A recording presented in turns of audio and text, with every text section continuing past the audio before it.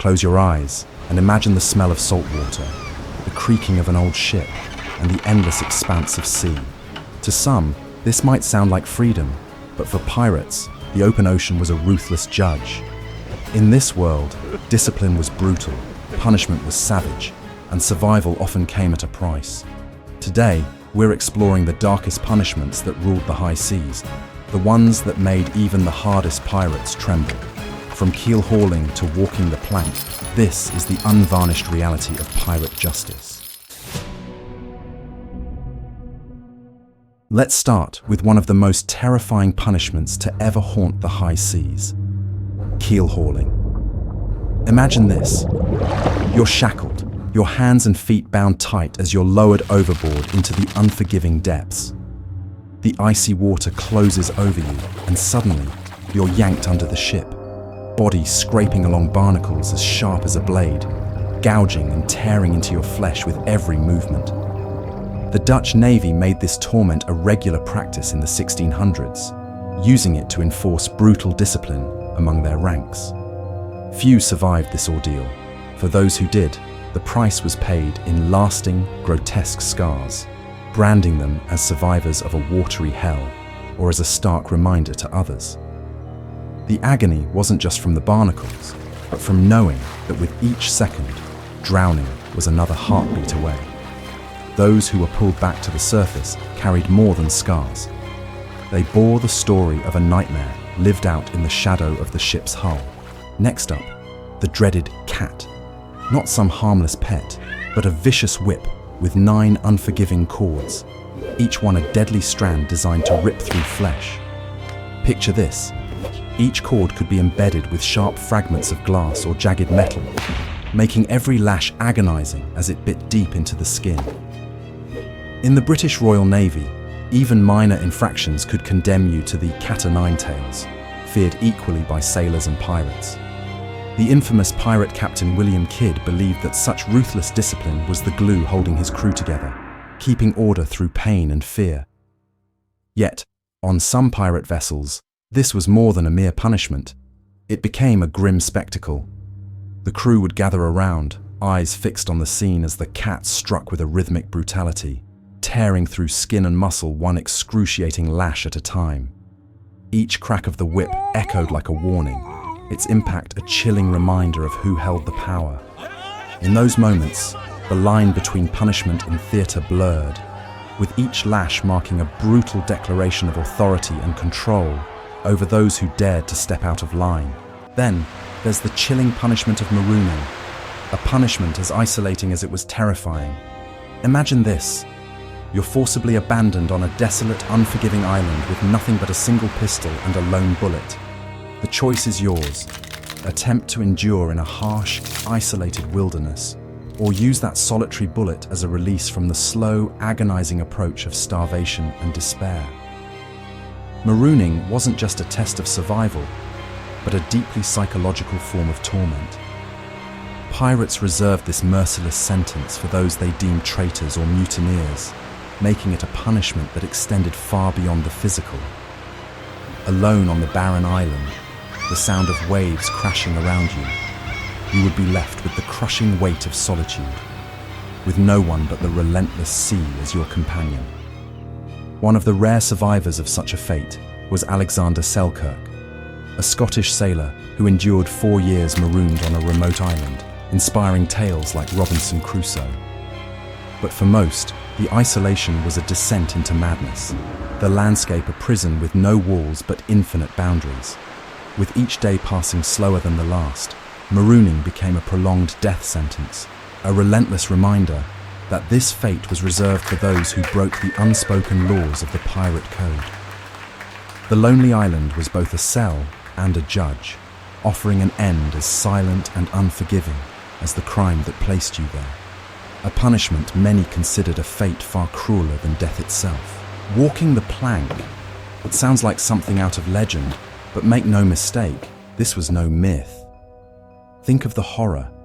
Bound hands, an endless expanse of open sea stretching before you, and a narrow, unforgiving plank beneath your feet. Each step forward is one step closer to the inevitable, a plunge into a watery grave. With every inch, the ocean's vast emptiness becomes more terrifying, and behind you, the taunts and jeers of ruthless pirates echo, savoring each tremble and hesitation. Men like the brutal Edward Lowe took pleasure in this twisted spectacle, relishing in the helpless squirming of their captives as fear took hold, building with each reluctant step toward the edge. The terror of walking the plank wasn't in the fall alone. It was the dreadful anticipation, the heart pounding like a drum, every step hammering the reality of death closer and closer. With no escape, captives were forced to confront their fate one agonizing inch at a time, the plank turning into a stage for the pirates' cruel amusement. For these outlaws of the sea, it wasn't just punishment, it was entertainment, a living nightmare where fear itself became the show. And as the final step arrived, the plunge wasn't simply the end. It was a descent orchestrated for the delight of a merciless audience, a dark theatre on the open waves where survival was a fantasy and dread was the final act. Then there was gibbetting, the ultimate statement of pirate justice, a gruesome spectacle that sent shivers down the spine of anyone who dared to defy the law. After a pirate was executed, his lifeless body would be forced into a heavy iron cage, every limb trapped, every movement restricted even in death.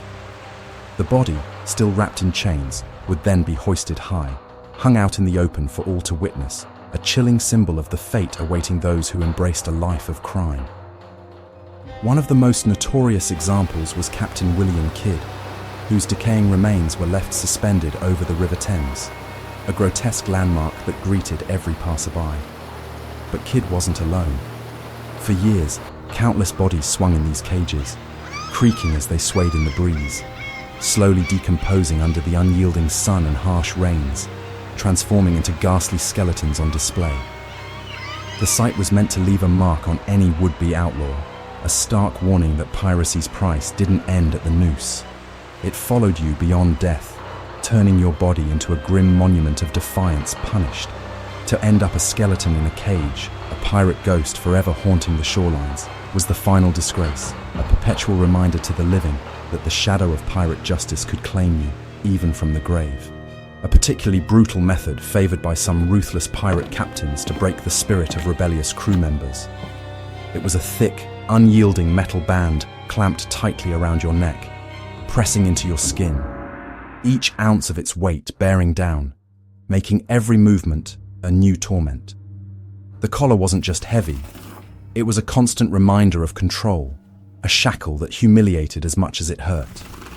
Forced to wear this oppressive collar, men were often made to endure hours of grueling labor under the watchful eyes of their captors, the iron digging into their skin with every step and twist, creating raw, festering sores that only deepened with time. For the unfortunate sailor, resistance wasn't an option. Even the slightest struggle could cause the collar to press harder, threatening to cut off air and risk strangulation. Each task became a battle against exhaustion, as the weight and discomfort drained their strength, leaving them physically and mentally battered. The iron collar turned simple movements into agony, the weight dragging them down until they were worn out and degraded, marked by the searing pain and raw wounds that would scar them long after the punishment ended. In the end, it wasn't just about physical pain, but a relentless, grinding reminder of who held the power, a punishment that lingered long after the collar was finally removed. Not all punishments were dramatic. Some were disturbingly simple, yet agonizingly effective. Thumbing the rope was one of these methods, designed to be as painful as it was deceptively unassuming. Reserved for sailors who dared speak out of turn, challenge authority, or were suspected of treachery, this punishment involved binding a thin, coarse rope tightly around the thumbs. As it was twisted, the rope dug sharply into the flesh, cutting circulation and sending waves of pain through the hands and arms. At first, it might seem minor, but as minutes turned into hours, even the smallest movement became excruciating, the sharp cords pressing deeper into the skin, leaving bruises, cuts, and an unrelenting, throbbing ache. For some captains, this wasn't enough. They'd leave the men tied to the mast, the rope still biting into their thumbs, exposed under the blazing sun or in the chill of night, amplifying the pain with an added layer of psychological torture. The helpless sailor, bound and immobile, was forced to endure not only the physical pain, but the indignity of being restrained for all to see, a living example of the captain's power. In some cases, the damage was permanent, the rope leaving scars and nerve damage, a lasting reminder of the consequences of defiance.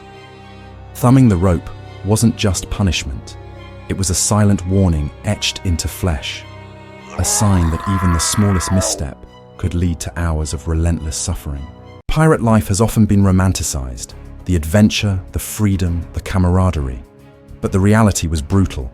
The punishments, keel-hauling, flogging, marooning, walking the plank, gibbeting, thumbing the rope, and the iron collar. These were no tall tales. They were as real as the ocean they sailed. In a world with no laws, where strength and fear ruled, these punishments served as a reminder of the dark side of freedom on the high seas. Thanks for joining us on this journey into the depths of pirate justice. Remember to like, subscribe, and hit the bell for more stories from history's dark side. Until next time.